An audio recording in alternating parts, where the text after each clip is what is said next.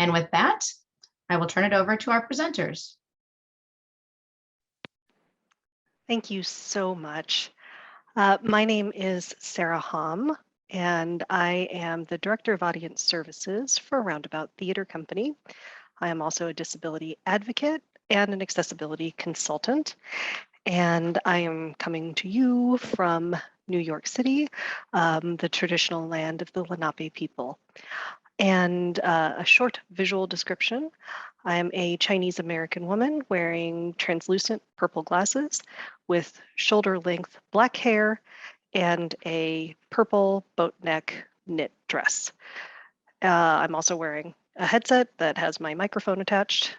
Behind me is a standard office printer and a radiator. And I will turn it over to our other guests. Hi, I'm Heather Watkins, a Boston-based disability rights activist. I am a mother, a blogger, author, and I serve on a handful of disability-related boards and projects, including as a former chairperson for the Boston Mayor's Commission for Persons with Disabilities Advisory Board, also the Disability Policy Consortium and Open Door Arts. I identify as a Black disabled woman born with a form of muscular dystrophy. I use mobility aids such as a cane and a manual wheelchair, and also a ventilator, similar to what one might use if they had sleep apnea. My pronouns are she, hers, and hers. And for a visual description, I have on a black turban, clear reader frames, pearl earrings. I'm a light complected person. I have light makeup on, a black t-shirt, and a flower patterned cardigan. I'm wearing plug-in, what are these things called? To help you hear, earbuds, sorry, with the wires. And behind me is geometrically shaped mirrors on the wall and a bed frame. And I will turn it over to Eman. Hi, good afternoon, everyone. My name is Eman Rimawi-Doster. I'm also in New York and Brooklyn, BK.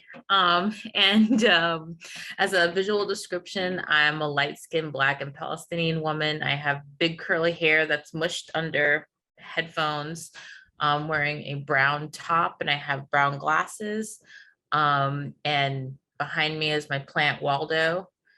And I have a calendar with a bird on it and a picture of flags because my husband was in the Merchant Marines, and so we represent all the flags of the world. And I work at New York Lawyers for the Public Interest. I'm the AccessLEAD organizer and coordinator. And for folks who aren't familiar with AccessLEAD, it's the paratransit service that tortures us on a regular basis in New York City. I am also tortured by them on a regular basis. And it's my job to make sure that the MTA is doing things that is ADA compliant to make sure that the 170,000 customers who use AccessLEAD have service and have access.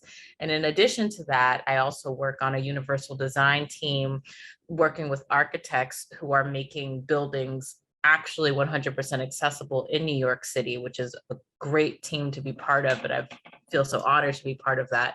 I'm also on a bunch of different boards talking about access and the intersection between disability and race, class, and gender. I'm often the one that is the only Black and brown disabled woman on these boards. Luckily, there are some other boards that are having more folks with disabilities on it, which is great.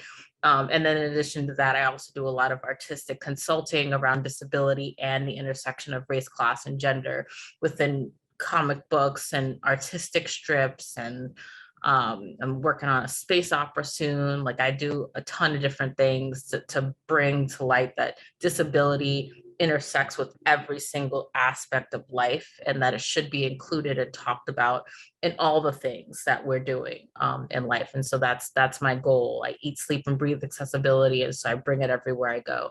And I'm also a double amputee. I'm an above and below knee amputee, and I've been one for 8 years, and I have lupus. I've had that for 25 years. And I like cats and coffee. And yeah, that's it. So that's me. Thank you so much for having me here today. Great. This is Sarah. Thank you so much, Eman and Heather. My apologies, I neglected to mention my pronouns. I do use she, her, hers, and I am also a disabled woman, and I use a cane most of the time as my mobility aid. So welcome to everybody. Acknowledging that this is just the start, the tip of the iceberg to this conversation, because this is a really rich topic and there's a lot we could talk about. We could talk for days, weeks, months, years, but we don't have that much time. So let's dive right in today. And let's start off right away. Why is intersectionality and cultural access so important?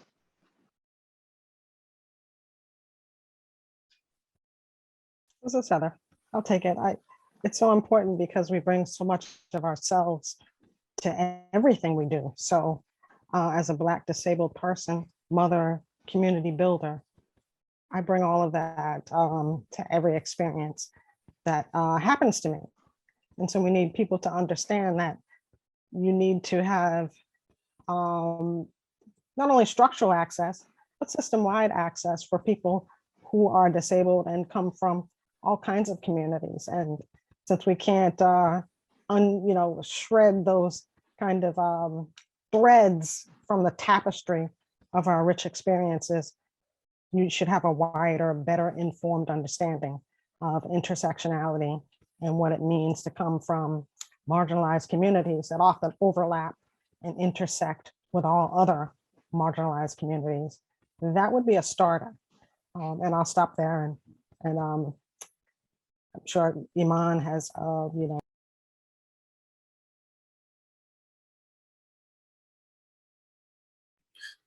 Yeah, absolutely. I totally agree with Heather. And I would, also say, like, even in like the lupus community, each and every person I've met has such a different experience with their chronic illness. And so trying to just look at one teeny little aspect of whether it's, the Black and Brown community or the disability community, it limits a project, it limits whatever you're doing. And so having more people that are intersectional, regardless of what the identity is, brings more, I guess, color and diversity to whatever project it is. And so when organizations or businesses say, oh yeah, we have a disabled person, but they may be white and everyone else is white there, well, what's the difference? Okay, great, you brought someone in with a disability, but what about the intersection that goes beyond that? Because me as a, racially ambiguous looking Black and Palestinian woman, I get treated differently than people who are darker than me, just as someone who's white gets treated differently from me, because even if folks can't identify where I'm from or quote, what I am, they know I'm not white. And so therefore I am treated completely differently than my white disabled counterparts. And so when you add that into the experience of functioning in the world as a disabled person of color, when you're comparing that to how white folks with disabilities are treated, it's you can't even compare it as the same thing, because we are always treated way worse and discriminated against way more, even if we have the same disability. So that is one of the reasons why I'm constantly saying, listen, y'all, go a step up. Yes, you want disabled folks in your office, but also like get some more. There are over 3 million disabled people in New York alone. Physical disabilities, deaf and blind, cognitive disabilities, all kinds of disabilities. And the ones that are suffering more are Black and Brown folks. So why is it that we're saying, oh yeah, we're going to bring disabled folks in here, but we're going to forget about this huge community of folks who are struggling so hard to survive? It just bothers me, because I don't want us to just survive. I want us to also thrive. And that includes bringing us all up together instead of just bringing up a select few. So, but I can go on and on and on about that. So. Thank you so much. And Eman, you just, sorry, this is Sarah. Eman, you just brought up how this intersectionality plays out for you personally. And Heather, I'm wondering if there are some stories that you can share. And I'll just share briefly. For me, I know that oftentimes disability was my foremost identity that I was leading with, because it was the one that often impacted my day-to-day most often. And then March of 2020 hit, and we saw the rise in anti-Asian hate and just a lot of really awful circumstances that were happening. And that, for me, really created a reckoning that I had to tear myself apart and reconfigure my identity. And I know that we all deal with that on a hourly, daily, whatever basis. So would love to hear some additional stories. This is Heather. I just think about how, being a Black disabled person or a person of color, and you're just moving about your day. We think of disability so often as, on these, in the polarities of pity and pedestal, sadness and supercrypt. And it's through that lens that we need to have widened, because we live comprehensive experiences. So many of us are in need of care, caregivers, and community builders all at once. But we don't really see that across the media landscape, and it does all of us a disservice, because we, contribute so much to our own communities, but that never really gets showcased. We see these, like I said, these extremes, this pendulum swings, if you will, but not really a complete, meaningful story where it shows our diversity and our, complexity, range, and nuance, which goes back to what Eman was saying. We get these, sort of incomplete narratives of what disability, quote unquote, looks like, when the face of disability is so much more broad and vast than that. And, I know, like I was saying, I know so many people, and so many women in particular, and women of color, who exist in that continuum of needing care, caregiving, and community building. So our experiences, and even my own personal experience of also, living in a multi-generational household, caring for my father, but it also being interdependent. Those are, real life experiences and skills that you're building upon using advocacy skills, not only for yourself, but your family members. I also had my nephew who was living in my home and has an intellectual disability. He's since grown out of the system. And using those skills every day and transferring them to many settings. Again, another point, going back to what Eman was saying, I tell people all the time, like, you want disabled folks in your employ, in your classrooms, in your community, in your organizations, because there's such a rich experience, lens, insight. And so many of us have heightened sensitivity skills, analytical skills, adaptive skills. We know contingency plans. We're typically out of the box thinkers. We know logistics like nobody's business. Try living in the Northeast with our back and forth temperatures, and climate, and so it really becomes a fresh perspective and really rich insight that the world really needs to broaden their own perspective on and get to know. And we bring all of that experience into everything that we do. We don't really, I know me personally, I can't separate that out. Even when I go into like a hospital or healthcare setting, and all of us would go, I would hear things like, oh, you brought the whole family. Well, culturally, that's kind of what we do. We're because we're so interdependent and, relying on one another for assistance and help, we bring that into our work and our world and our worldviews and our artistry. And so we need to have organizations set up, in and that are conducive in all ways, and attitudes and atmosphere that are conditioned for our growth, well-being, not only as patrons, but employees. And I'll stop there. This is Sarah. So you've already touched on it. Let's talk a little bit about how does all of this rich tapestry show up in the work that you're doing? How do you bring that forth? So I do it a lot by just being a very squeaky wheel everywhere I go. And that seems to get a lot of attention all the time, which when I was younger, I used to just be seen as just like a rabble rouser in the corner who was just like screaming and yelling at the people in power. And now I'm coming out as someone who's a respected advocate, who's in the community, not only advocating for myself, but mostly advocating for other people to make sure that their rights and needs are being met.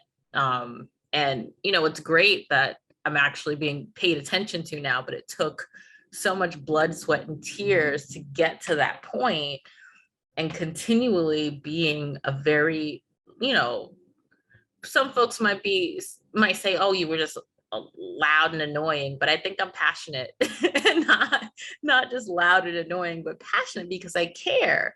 And I care so much that I've made this my life's work to make sure that access is there for the people who need it, because we're often so forgotten. And so every time I come across any opportunities, regardless of whether I can take part in them or not, I'll forward them to everybody I know who it may qualify to, because I know, like when I became an amputee 8 years ago, if I had someone like me in my life, it would have drastically changed my life, because then I would have said, oh, wow, there's someone being this like bad bee over there with metal legs. I could do that. That'll be me.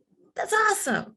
But I didn't have that. So I had to create that for myself. Like I had other amputees around me, but no one with my kind of fire and drive to make sure that access in the disability community was at the forefront. Because oftentimes people are like, oh yeah, we need affordability. Oh yeah, we need healthcare. Oh yeah, we need jobs or whatever. And they always leave disability out of the conversation as if we don't exist in this space at all. And it's just like, okay, I have a job. What am I supposed to do? Teleport? Should I teleport to work? Should I just tell my boss I'll be there in a few months because paratransit's so terrible that I'm so constantly late all the time and can't get there? And so if people just from the beginning thought, yes, let's make this all accessible, then no one would be left out. And oftentimes we're just completely left out of the conversation, and not even like we've been thought about. We're not even thought about. And that is one of the reasons why I'll forever be the squeakiest wheel in the room about it. And folks are like, oh, why are you being so mean to us? And I'm like, no, I'm not being mean. I'm being direct. And if I wasn't direct about our need to make sure that ADA compliance is respected in all these businesses and institutions and corporations in New York City, they wouldn't do it. So you have to keep reminding people constantly, even if you're loud and in their face with passion, that access is important, because otherwise they won't do it. And people are like, oh, what are you talking about? It's the law. Well, hey, plenty of people know the laws and still don't follow them. So you can say, yes, this is the law up and down and left and right. But if someone doesn't feel like doing it, they'll fight you tooth and nail in court and potentially still win because they've got better lawyers. And then what? Then what are the laws for? So, just keep showing up and keep making sure that folks are not forgetting us. And even when I'm the only one in the room, I just make sure to make my voice even louder, not just for me, but for other folks who aren't even in the room, because I got the privilege to even be in that room and have a seat at the table. And so I constantly bring up other people's disabilities and issues, because at least I'm there and I might as well. And I come with a list, always me and my Google Docs, I come with a list. So, just show up and be loud. And like I said, like at this point, my 38 years, I'm sick and tired of begging for scraps. Now I'm demanding access. And I feel like we have a right as Americans who are taking advantage of the ADA to demand it, because it is the law. And if they want to follow the law, if they don't want to follow the law and be very loose with it, that's on them. But that's why I'm doing what I'm doing at NILP, so I can make sure that they're actually doing what they're supposed to do. So This is Heather again. And I think that, so many people think of disabilities or being disabled as sort of a distanced demographic, when it's right here, up and close, personal, within our families, within our communities. We're right here. We've always been here. And that's what, we need to constantly talk about and spotlight in meaningful ways. And I often think, if I had been in grade school and learned about disabilities much sooner, or even in my early adulthood, I really didn't start to talk about disabilities in meaningful ways until I got involved in advocacy circles, and diverse advocacy circles, where I could see myself mirrored, my experience was mirrored in those kinds of ways.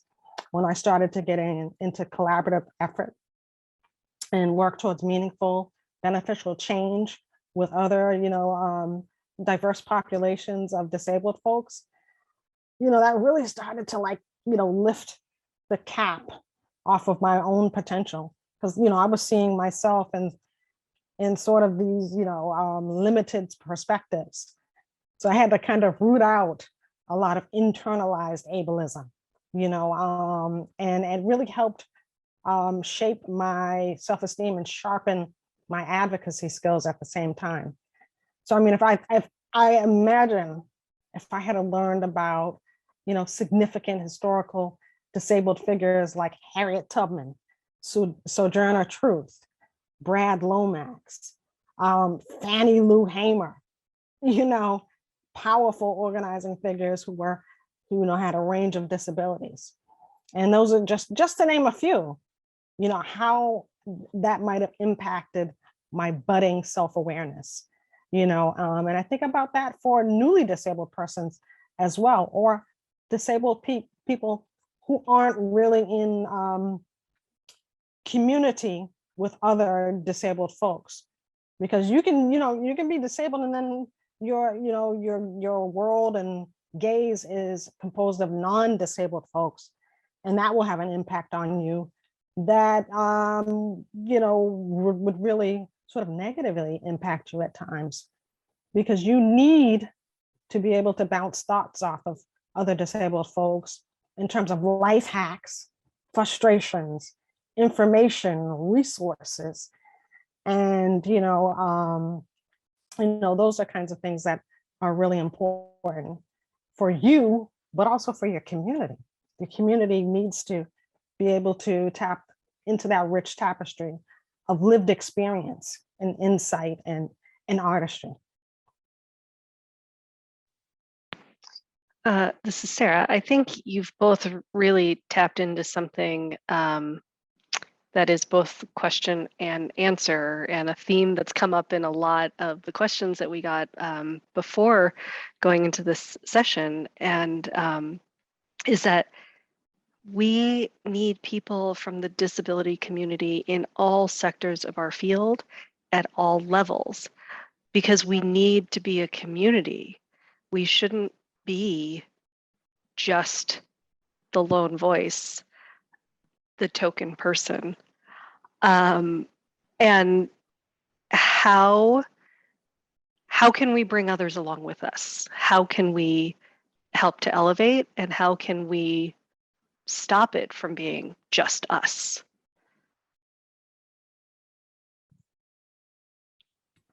I often talk about allyship when I talk about anything that have to do with disability, because allyship is so important to the work that we're doing.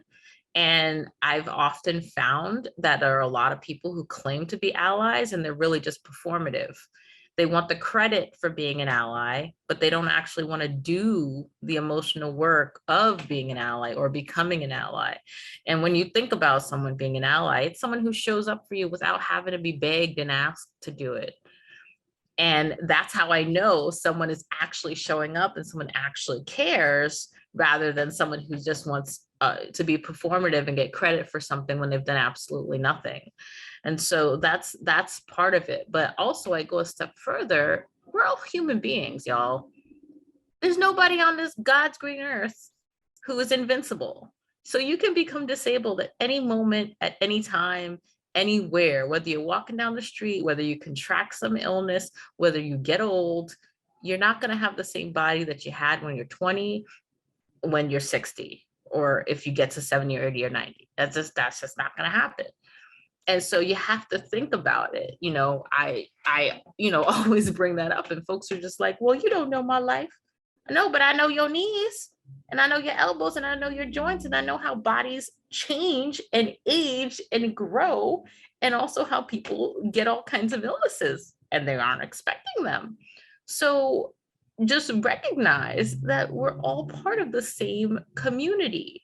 And if things are accessible for folks with physical disabilities, or for cognitive, or your eyesight or your hearing, whatever you make accessible for us, it will be accessible for you too, whether you have strollers, whether you have luggage, whether you have.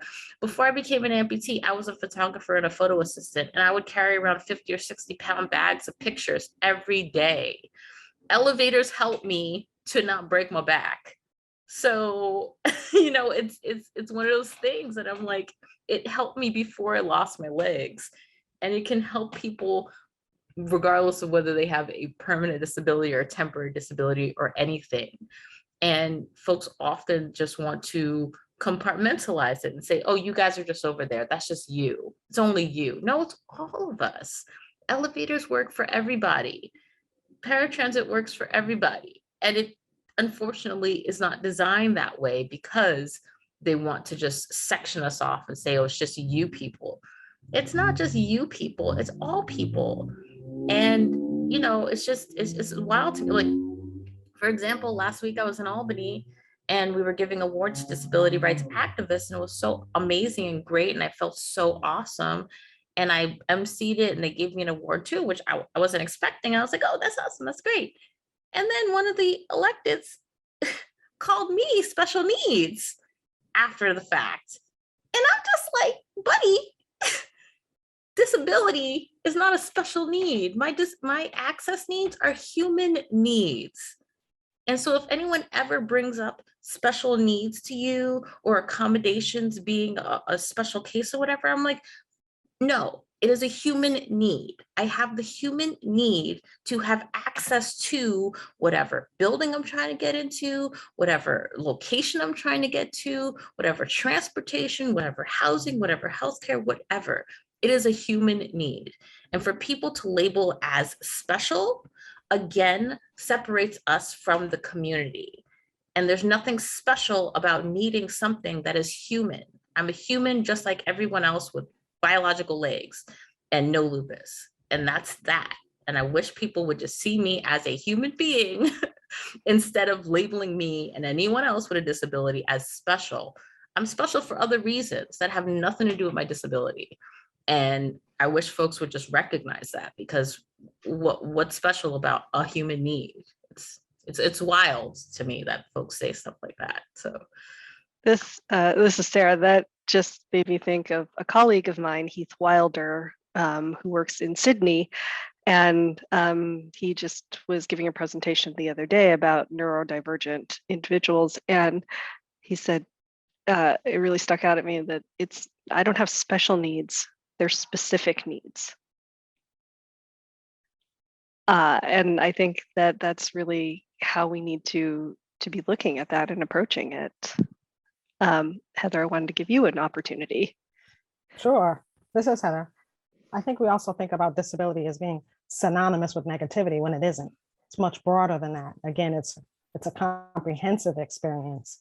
Even when you break down disability, the DIS prefix is not only not and un, but has a Latin and a Greek derivative meaning duo and two. So hence, another way of being and doing in the world. It's the duality of being. And so when we think about that, it's a much broader understanding. and has much more context to it. I mean, if you merely think about the numbers, 1 out of 4 people, has a disability in the US. That's 25% of the population, over 61 million people here in the US. Nearly 1 billion globally has some form of disability. That is a sleeping giant of a demographic, and we need our marketing plan, right? And so how many of us exist with disabilities, whether we're born with them, you've had an accident, an illness, or it's age related. It's a huge demographic that you cannot, turn away from. We're here. Again, we've been here, we'll always be here.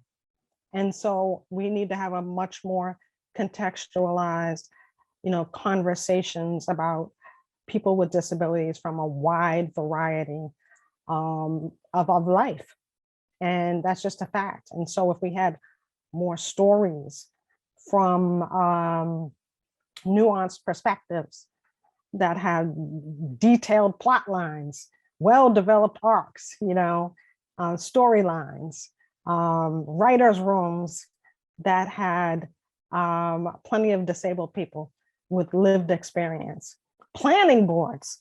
We need planning boards, event committees that have more than one disabled person on there, as Eman was talking about, so that we can cover all of those nooks and crannies and the details.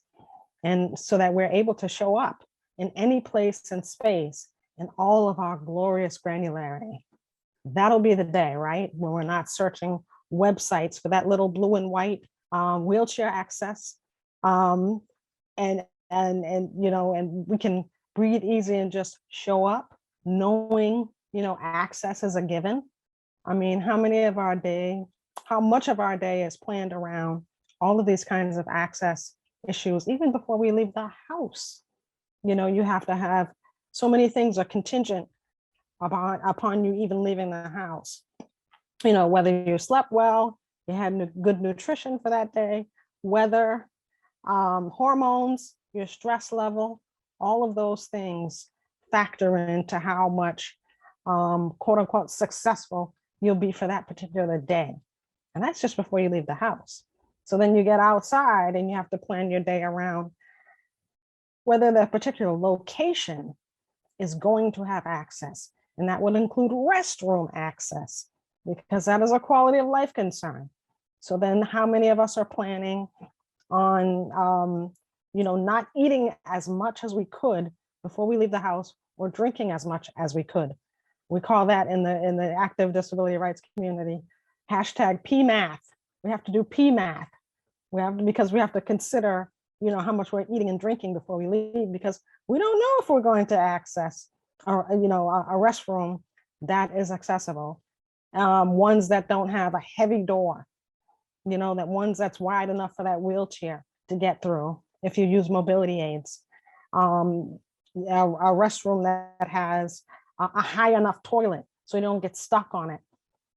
Whether it has a grab bar, an unimpeded grab bar that doesn't have the toilet paper dispenser above it, because then it renders it useless. So those are just some of the things that disabled persons have to contend with when they are going throughout and about their day. And that would include organizations where they receive patrons. And so you want to set it up so people can have a bit more peace of mind and enjoy their experience. And again, not just for the patrons, but for the employees. You want to set it up to where people who are working and giving input throughout all of these spaces also are in decision-making roles, and not just merely being told what to do. So they have power, power roles, and they're on those planning boards and advisory boards so that they can give insight into what it means to be disabled and living with disabilities. Because other than that, it will impact our quality of life across so many sectors, as we've been talking about, whether it's in healthcare, housing, education, employment. And so that's really the insight you want to be getting and gaining and learning and growing in. I think we also keep coming back to not just accessing experiences, but being able to enjoy them, and how that information is being communicated to all of us as we are planning out our day, planning out our experiences. Our time is growing short, and I just want, and so I think we really wanted to talk about ableism, what it is, how it affects every one of us, not just people who are disabled, and how that plays into who has these positions of power and who gets access to power. So.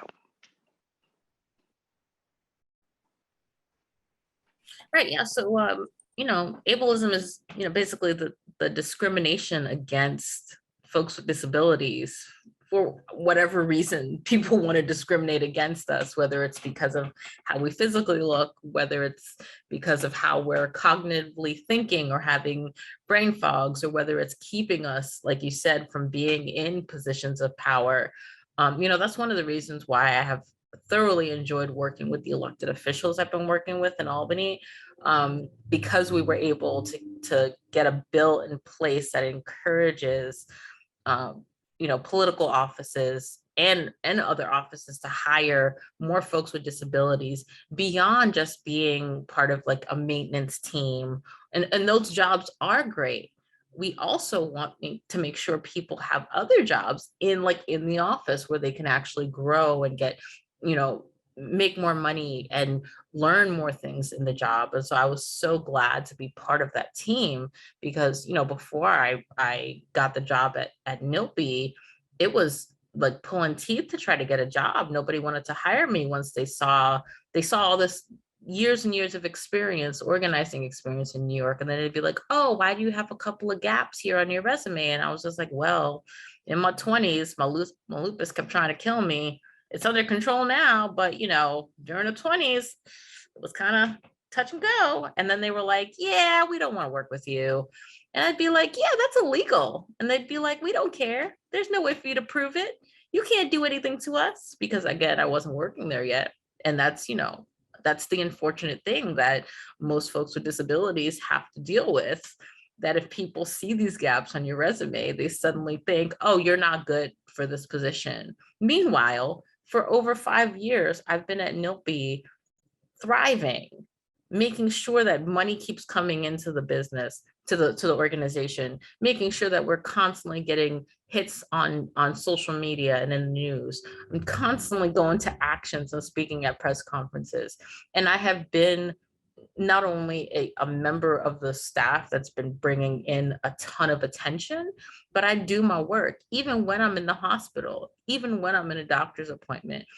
And like you said, like, I know how to make my life work with my disability still attached to me. Most folks are like, oh, you've overcome. What have I overcome? Am I a starfish now? Did my legs grow back? Did my lupus suddenly get cured? No, that I've not overcome anything. I'm doing all of this while being disabled. And folks often want to erase it. When you're a working person with a disability, they want to completely erase your disability and be like, you overcame. What did I overcome? I overcame nothing. Nothing has been overcome. I'm doing it through the disability. And I wish that they would just acknowledge and recognize that. So even while I'm doing chemo, even while I'm going through all kinds of health concerns and whatever, I'm still showing up. And so that shows you that if an organization is willing to take someone like me on and give me occasional reasonable accommodations, which is like, all it is an extra day off here and there and working from home, which has not hurt my work at all from beyond COVID. It's not hurt my work at all. And so when people are like, oh, we need to do away with the, remote work because people aren't doing, their jobs. Who wants to do away with remote work? I've been able to rest more. I've been able to, to actually not kill myself to travel around the city because paratransit is so friggin' awful. And so if I'm not stressed out by paratransit, and I'm not stressed out by having to navigate Manhattan during rush hour, then my lupus is less likely to cause a flare. And therefore, I would like remote work. Thank you very much, because my work, again, has not suffered this entire time.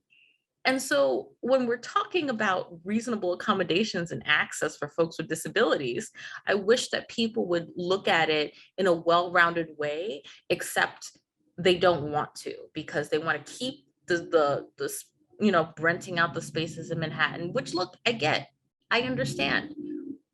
And also you should make reasonable accommodations for folks who want to work at home, and do both at the same time, because that way you'll keep staff, people won't quit, people won't leave, and people will be more happy to work for you.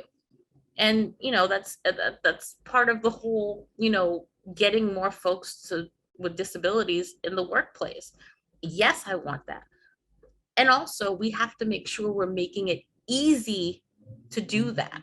We can't say, sure, here's a job, and then pat people on the head and pat them on the butt and toss them out the door.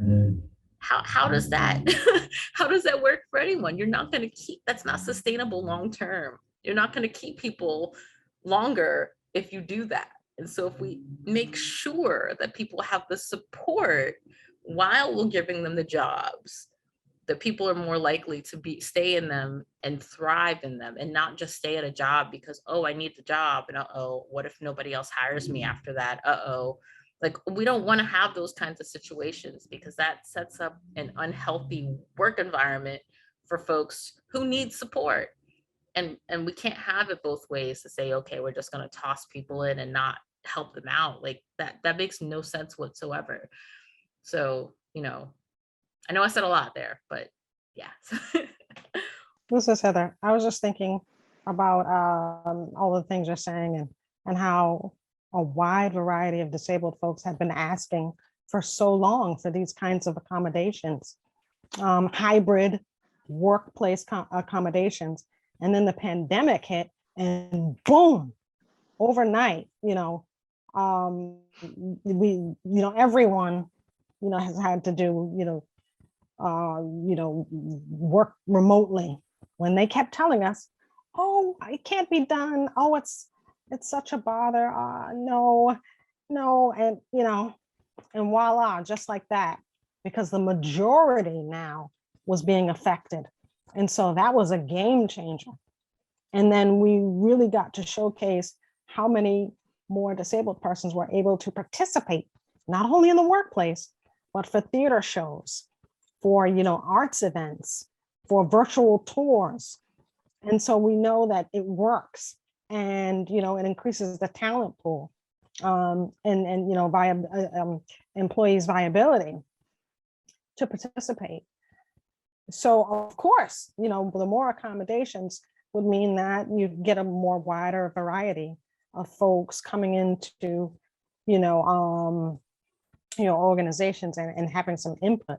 And I know a lot of us, we're talking right now about, people may think we're only talking about physical disabilities. We're talking also about non-apparent disabilities and chronic illness, because that, also falls under the disability umbrella. And I think the default is always wheelchair user, white wheelchair user, that we see across the media landscape. But of course, it encompasses so much more than that. So yeah, I mean, these are all important conversations that we really need to be constantly talking about, until we're not talking about it, right? Until it becomes so normalized that it's laughed at when you're asked about, access accommodations, and things of that nature. So that people understand it's not about overcoming, it's about it being encompassing.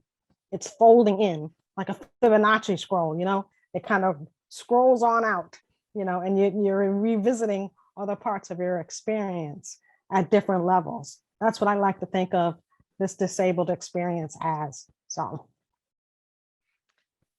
thank you both so very much. As I said, a lot of amazing thought work here and a lot of actual work that we're all doing day to day.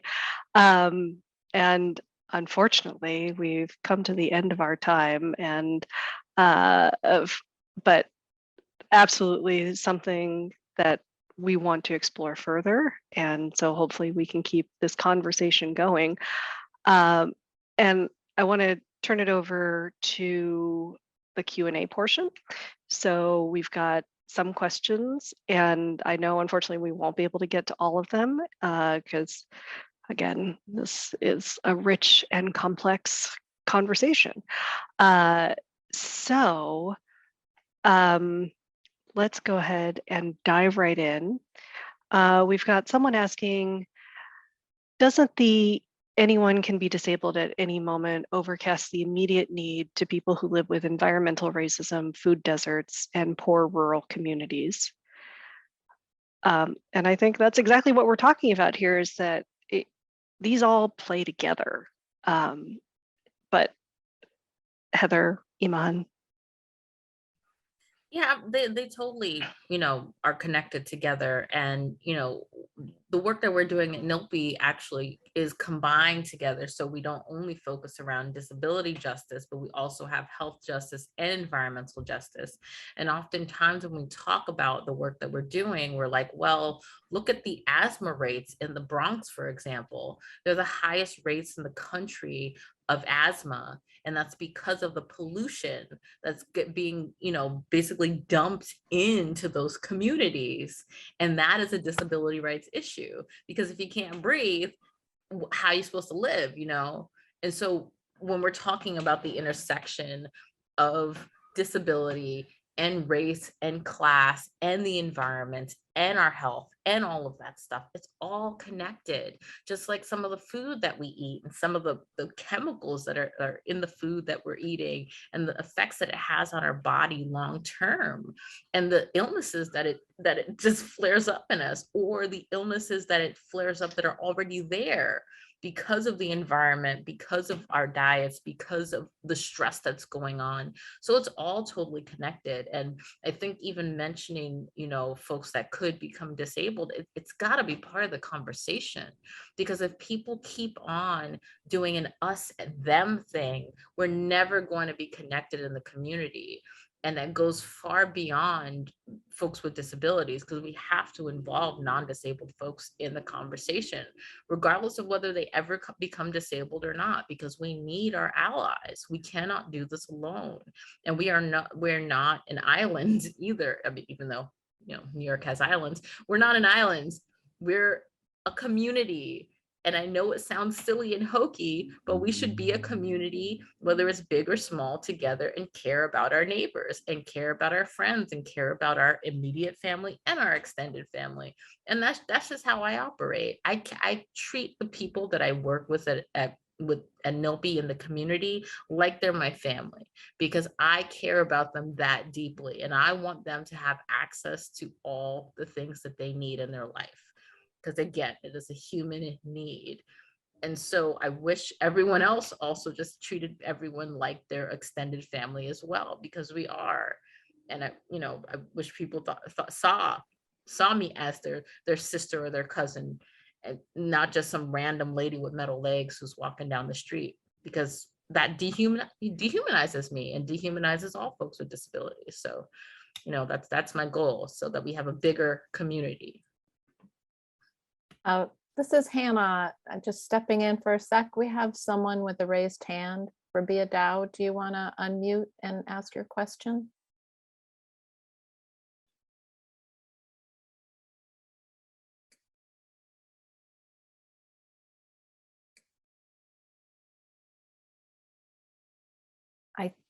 I think Can you hear me? Can you hear me, yes, Hannah? yes. Okay, great. Thank you. I just want to raise the issue of immigrants for a second. Thank you all for your presentation. As you all said, we can talk about this for days. My name is Rabia Dow. I am the Director of Advocacy at Guide Dogs for the Blind, headquartered here in California. Yeah, one of the statistics I was just looking at from Open Doors from the 2020, the economic impact of the disability community in air travel industry is $58.7 billion. That's just in the air travel industry. Think about all the other industries that we cross over. And by we, I mean us as a disability community. You know, we talk about diversity and the need to acknowledge diversity and inclusion, and it's all based on equity, or we strive for equity, and without access, we don't have equity. You know, as an immigrant myself, I remember when I went for my citizenship test back in 1995, not that long ago, I had to pass the reading component of my citizenship test by reading the signs for the bathrooms at the Tip O'Neill building, federal building in Boston. That's how I passed my citizenship test. You know, we've moved on, hopefully, you know, over the years. I haven't taken the test again. I don't need to, but I've been told that there are other facilities available now. But my point is, to get that equity, we need access. You know, a wheelchair user can fly on an accessible flight, quote unquote, across the country because he or she can park that chair on the plane somewhere, but they can't get to the bathroom on a 5+ hour flight. That's not accessibility, right? And I think that we can go down the line. You know, the Democratic Party's website in the 2020 election was not accessible to those of us who are blind until we raised Holy Hell, and they well into the election, they made it accessible. That's only 2 years ago. The Los Angeles Community College system was sued just a couple months ago because the school material was not accessible to students who are blind. Accessibility is critical for inclusion. And yes, there is a huge intersection in a lot of ways, multiple ways, and it's a waste of human resource if we do not address that, you know, for all of our sakes. This is Sarah. Thank you so much for those comments and those thoughts. And absolutely, this is again yet another dimension of intersectionality that we all need to consider when we are planning and when we are in these positions of power, and how to forward people's needs. We've just got 1 more minute left, and I would love to call on Jamie Jan Farot, who also has their hand up. Sorry if I did not get the pronunciation right on the last name. It's okay. Hi, everyone. I'm Jamie Yan, and I'm actually an Asian person too. I just wanted to say thank you, ladies, for bringing so much, what do you call this, intersection in this conversation. We all have our filters and our representations, but as I mentioned on chat, sometimes when we are Asian or we are from an immigrant, there's not much of a support because of our linguistic challenges, like English not being the first language, or culture stigma from a subservient culture. You know, you're refrained from speaking out. So long story short, I'm trying to say that we need to do better, because right now, I think that we should find organizations from different states to pair out together to be at the decision-making table, not what is leftovers, what they want us to have. You know, I find that it's such a cliche. People say, oh, they only see me because my cane. They don't see me as a person, an individual, as to I am just like you, not asking any additional, but just the same. You know, why can't there be a way that person of color can be also represented and on the table, like when decision is being made? I hope I can connect with you, Eman, and you know, whoever who's in this mix, because I always like to be at the decision table and I'm an advocate. I volunteer with my county. I want to bring this in a way that not only support transit, but all levels, so that we can be collaborating, not just waiting for something to drop to us when you have extra. So maybe, you know, we can connect with just now the gentleman who talked about the guide dogs in California. I know the local organization where my county is. I'm sure we can build something together. You know, this you ladies brought up a good stepping stone for us to build this work. So maybe, you know, another chat, another time because of time. Thank you so much, Jamie. And that this is what we want to create and build is community, and we need to make these connections with each other. Oh, and I just wanted to add, yes, yes. Jamie, absolutely reach out to me. And I definitely want to do some intersectional work. My dad was an immigrant as well, and English was not his first language. The first 5 years, he was just speaking in Arabic to us, and we were speaking English, and we were just trying to communicate until he got more fluent. So, and I take care of all the translations documents at NILPI for everything that do with paratransit, because New York has 6 top languages, not English, other languages as well. So that is something that I really, really, really want to also focus on. So absolutely reach out to me. I love cross-pollination across states and across, you know, whatever platforms that have to do with disability, because it's so important, and we all need to just work together because we're just one giant big community. So yes, let's work together. All right. Well, we are out of time, everybody. I wanted to say thank you to Heather and Eman for joining us today. All of you for spending your time with us. Thank you to our interpreters, Kat and Nora. Thank you to the Kennedy Center for putting this together. And thank you to our captioner, Abby. We appreciate everyone. Wanted to also note that if you have any questions or would like to connect with us, please email lead@kennedycenter.org, and they will take care of all those connections. So thank you all very much, in solidarity, and we hope to talk to you all soon.